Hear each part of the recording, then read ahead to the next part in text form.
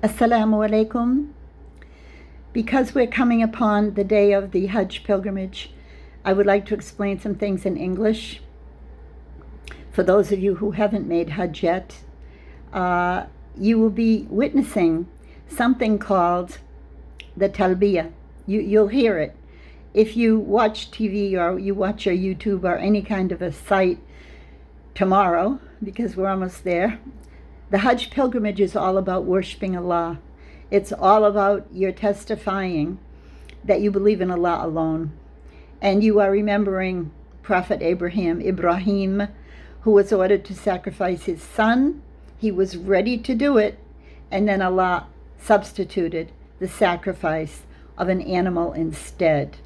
So to properly understand the Hajj, you have to properly understand it's not regarding a black stone that you're circling as some sort of a cultic practice. You're doing it because Allah told you to do it. And I think this is a perfect time to explain the Talbiyah, which is the chant that Muslims say all the while tomorrow, and you will be hearing this. So I'm going to say it to you, and then you can wait for me to explain what it really means. Because if you go online and you just read an English translation, it's not enough. So we will start now with the complete meaning of the Talbiyah and saying it in Arabic, of course. لبيك اللهم لبيك لبيك لا شريك لك لبيك إن الحمد والنعمة لك والملك لا شريك لك. I'm going to say it again and translate it.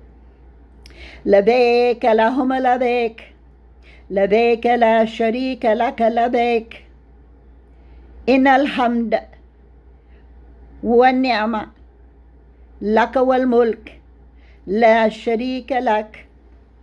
Now, لبيك, they will tell you, actually I'm on a site now to tell you what they tell you. They're telling you, I respond to your call, Allah. I've responded to your call twice. Labbaik, twice we just said labbaik, Allahumma labbaik. They're saying you say it twice. Why? Because you want to reiterate that Allah has no partner. I've responded to you. Lakul hamd, you have all praise. Walakum ni'm, lakul ni'm, thanks and blessings are for you. And then walakul mulk, all sovereignty is to you, and you have no partners. Okay, I mean, that's not wrong, it's not bad, but hearing it translated, I'm not praising myself, but as an American Muslim who studied for many years in Egypt, trying to do more for you, trying to give you, let's say, an advanced course in what the Arabic words mean. So let's start with labbaik, Allahumma labbaik. Yes, we do say it twice, and it is a form of reiteration. However, labbaik, it doesn't just mean here I am, because the lub, labbaik, lub, your heart is your central, most important part of your body. It's called the lub of the mawdu'a, the essence of the subject. So if the essence of the subject of going and performing the pilgrimage is that you are offering yourself to Allah, but it's with sincere belief. It's called ikhlas in Arabic. You're offering yourself at this point in time, testifying in this place where, this is a side point, they don't tell you, but it's the truth, where every single soul that was ever written by Allah to be born was extracted at this place, Arafah. And those souls, every one of them, every one of us, testified that we believe sincerely in our shahada. Ashhadu an la ilaha illallah. Ashhadu an Muhammad abdu wa rasuluh. In other words, before we came to this earth, we were written in the book that we would come to this earth. So now, this is the proof that every soul that was ever born was born a Muslim. Now, let's get back to Labbaik Allahumma labbaik. Labbaik la sharika laka labbaik. Now, la sharika lak, you know that shirk means assigning powers to someone other than Allah. Giving anyone the ability in your wildest notion that they could harm you or help you, when you already know, when you testify, that that's not so. So you're saying on this Talbiyah, which is the name of the chant, Labbaik Allahumma labbaik, Labbaik la sharika labbaik. So you're saying, here I am, Allah, testifying that my total self, my heart, the most important lub, my heart is for you, and you alone, la sharika lak. No other power or partner will I ever worship, will I ever ask for anything, will I ever fear of anything or anyone except you. It's all about the lub. It's all about Allah alone.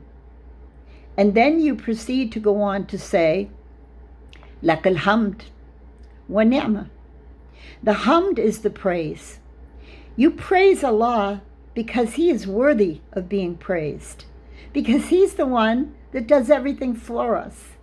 We just mentioned that we don't have any shirk, and we don't give anyone any capacity to harm us or to help us.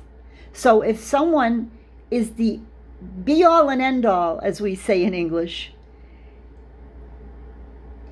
we can't compare Allah to any human. However, the be-all and end-all of this subject is that it's all about Allah. And that's what the Hajj is all about. We are going there because Allah told us to. And even though it seems like something strange, especially to people that don't know what it means, you're walking around this stone.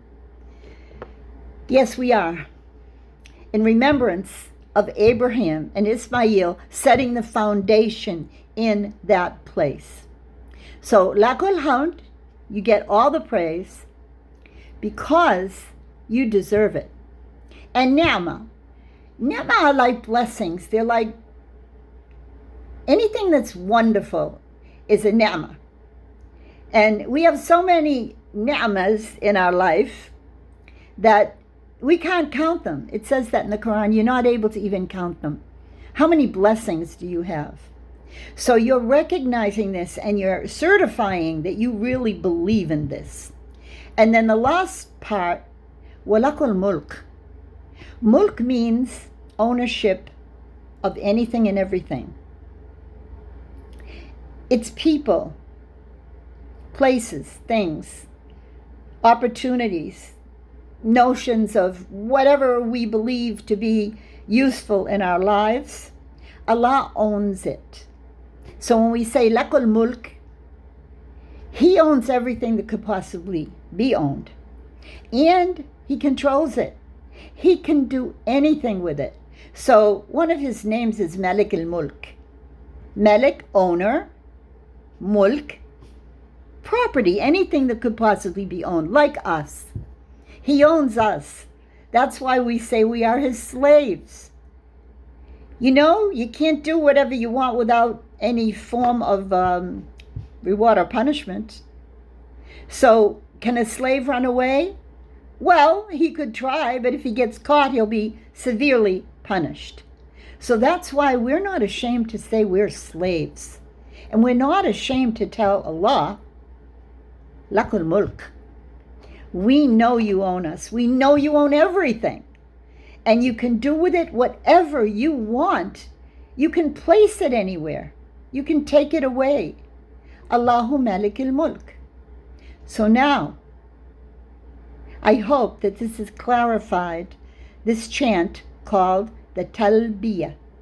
So now I'd like you to repeat it after me and think about it. We're not in Saudi Arabia right now. We're not doing the Hajj pilgrimage, but we certainly can repeat this all day today in memory that our soul testified at that time. And of course, you can't understand this. This is something that's beyond our comprehension. But we do know it's in the Quran, and it is referred to in a hadith as well, that Allah created the pen, and He wrote every single thing that will ever happen from the beginning of time till the end of time. And one of those things written was our testimony. When we stood, of course not stood with legs, but when we testified on this place, Mount Arafah, to the fact that Allah is one. I hope I didn't take too long. It's 11 minutes. Okay, let's just say it, and you repeat it, and I say it slowly. And then you'll think about it. Labaik, Allahumma labaik. لبيك لا شريك لك لبيك إن الحمد والنعمة والملك لا شريك لك. I hope I read that well because it's about 1 o'clock in the morning. I have to get up in 4 more hours. No problem. Because it's Eid. Yes, it's Eid now. I think it is. I think it's Eid now. It's 1 o'clock. Well, it's already begun because it's after midnight. Labaik, Allahumma labaik. Labaik, Allahumma labaik. La sharika lak. Labaik, Allahumma labaik. La sharika lak. Labaik. Inna Allah. I'm falling asleep. I'm falling asleep. I'm not going to try to read anything anymore. لبيك اللهم لبيك لبيك لا شريك لبيك لك الحمد والنعمة ولك الملك لا شريك لك. I'm wishing you all the most beautiful day. And when you see the children, how happy they are. I don't know what you do in your masjid, but usually we go to the early prayer. Starts at 7:30. And then we have some coffee and donuts. And then we go home and go to sleep again because most people are exhausted. And then they wake up again for the Dhuhr prayer. And then you're either invited somewhere. Usually some people like to invite their very close friends. And of course your family. If you have a family that you can be together with, that's even better. But converts usually don't. And you know, my work is done for converts. So we usually go to a general gathering of Muslims, whether it be in a private home or in the masjid courtyard, or you can say yard area. And then they rent the bouncy houses for the children. And the children get all these sweet treat bags and ice creams, and you know, it's like a big celebration.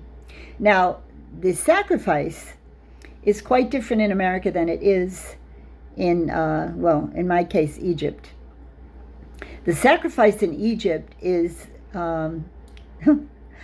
it's very different because people sacrifice in their own homes, usually outside, or if they have they call it el bedron. It's like a cellar. And they hire their own butchers to make sure they do it properly. And then there's a cleanup crew that cleans up everything. And then all the meat is in bags, which is distributed the way it should be distributed to the family and friends and the poor. And that's never going to happen in America because it's not allowed to sacrifice animals in a home. So there are places that are set aside for the sacrifice. Outside, and usually, the only place I've ever really witnessed it is here in Florida. Even when I was a newer Muslim, I saw it done in Florida. And Yes, it's a sacrifice. It's bloody, but it has to be done properly. The animal has to be calmed down, and there's a special YouTube video if you'd like to watch it on how the correct Sunni Muslims know how to calm down an animal, and it's almost as though they put it to sleep so it doesn't fear getting slaughtered, because actually Allah created animals to be slaughtered. And now in our modern world, we don't even see it ever. What we cannot witness, which is completely wrong, is the slaughtering, which is not halal. When animals are electrocuted or banged in the head or shot in the head, even worse.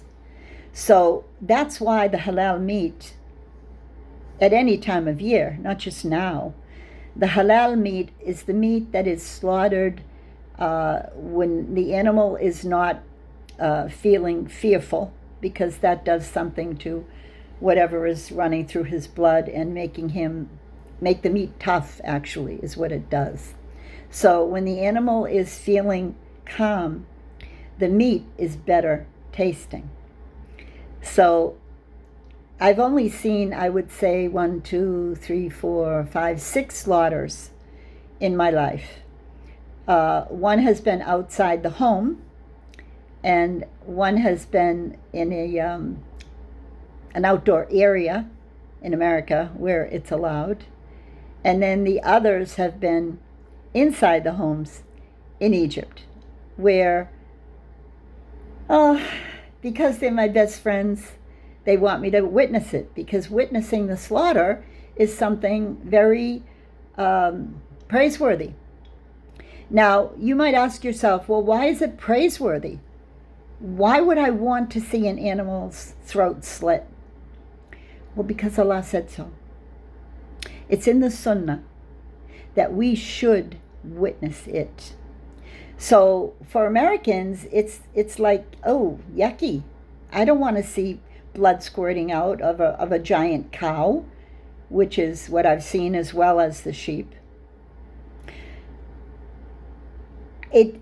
It's something that you have to have your heart, labaik Allahumma labaik. You have to have your heart in it.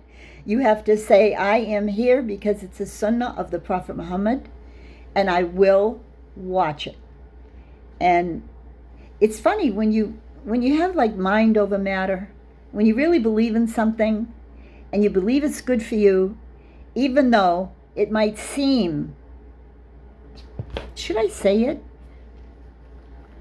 I mean, it seems a little bit gross that some animal is going to bleed to death before your very eyes.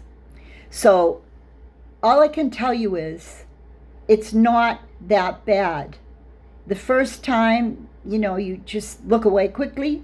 The second time, you maybe pause for a couple of minutes. The third time, you will be able to watch longer. And all I can say is I do my best to try to let you know that these rituals have meanings. Now, I myself, I thought of perhaps watching it will make us realize what death really is. Death, up close and personal. Yes, death. You can be gone. And a slice of a knife at your neck. I mean, think about us, how weak we are. I mean, there's so many, you can say, dramas that you can witness on YouTube where people cut off each other's heads or slice each other's necks in historical dramas, or maybe in crime scenes. Criminals do that to each other. We hear that this is commonplace now, very commonplace for the drug cartels to do this. They love to cut off heads and then leave them to show that this is what happens to you if you fool around with us or you don't pay your debts or something. I recall when I was in high school, there was a film called The Godfather, and it was about the mafia. And one of the scenes was where someone disobeyed the Godfather, and he loved horses. It was his hobby. And the godfather ordered his horse to be slaughtered, and they cut off the horse's head and left it in the bed while the man was sleeping. They snuck into his home to place that horse's head there at the foot of the very end of the bed, so when he woke up, he'd find it. Now, this is Hollywood for you. This is something really disgusting. And oh my, the scene stayed in our minds. We would always make jokes and say, oh yeah, the guy with the horse's head in his bed. Haha. Well, when you think about it, things are done for effect. The effect of that film was so that you would believe in the mafia and never want to get involved with them. Well, perhaps this effect, I'm drawing a corollary. Perhaps this effect, and it did it for me. And I remember even telling people, and they said, well, in the tafsir, we never heard it explained that way. Well, it made me think about how fragile I am. There's this gigantic cow. I mean, a ton probably they weigh, a gigantic cow. And with that slice, that cow was down and out. And I thought, and there's the blood. Okay, that's the exact same thing that's going to happen when we die. Hopefully we won't get slaughtered, but we will be done for. And we won't be coming back until Judgment Day. So perhaps to consider our frailty and our impending death, that's a good reason to watch a slaughter. I remember thinking that when the first time I was witnessed to an animal. It's called dhabiyah. Dhabiyah means to slaughter in the halal way. And so many people are complaining, oh, it's barbaric. Oh, those Muslims, they're just bloody people. Look at what they do. I always like to bring in culture. That woman who spent most of her life taking her clothes off, Brigitte Bardot, the famous Parisian movie star, do you know she left her only child because she didn't like being a mom? Yes, speak it out. Speak it out. Say it loud and clear. And then she's complaining about Muslims that we slaughter in a bloody way. Well, what did you do? You were given the gift of life in your womb, and you just removed yourself from that child. It was a very tragic time back then when I was young, in the 60s, reading things like that. Things stay in your heart and in your mind. And how dare she now, being in her 80s, she has a campaign to stop halal slaughter. Oh my goodness. I probably should have ended this video, but I think it's important that we here in America are so thankful and so grateful that we converted/reverted, that Allah called us from our past behavior and took us out of dhulumat ila nur. He took us out of the shadows and brought us into the light. That's what it says in the Quran.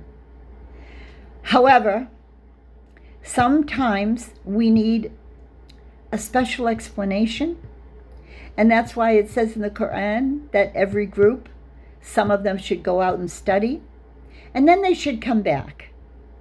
And what does it say? We know you should come back and teach, yes, of course, which is what I do. But it says in the Quran, they should come back and warn their people. Warn? Is that the word? It's in the Quran, yes. Warn. And now's the time for warning, especially if you're a Muslim, to be standing up for truth and justice proudly with the words of Allah in the Quran and the hadith of the Prophet Muhammad. We should be more involved in explaining it to everyone here, not just to Muslims. So I'm going to put this on my Facebook thread, because if you're on my channel, you're most probably a Muslim. But now I'm going to put this on my Facebook page, and hopefully many non-Muslims will see it. And pause and stop and think. Inshallah. Eid Mubarak. Taqabbal Allah minni wa mink. May Allah accept us for His faithful servants. Assalamu alaikum wa rahmatullahi wa barakatuh.